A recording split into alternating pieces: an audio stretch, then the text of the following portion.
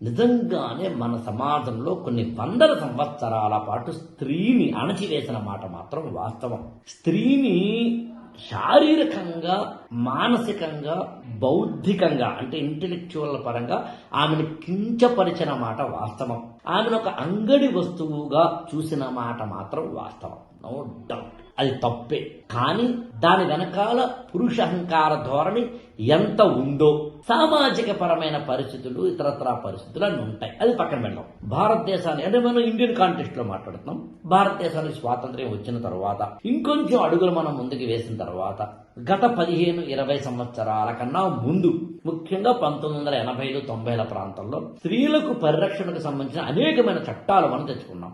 మనకి 498A అని ఒకటి చాలా చాలా చాలా మిస్యూజ్ చేయబడి ఆ తర్వాత ఇవాళ అంటే ఒకానొక సందర్భంలో ఒక మాట చెప్పాలంటే స్త్రీని పరిరక్షించేందుకు తెచ్చుకున్న చట్టాలన్నీ మిస్యూజ్ చేయబడిన కోణం.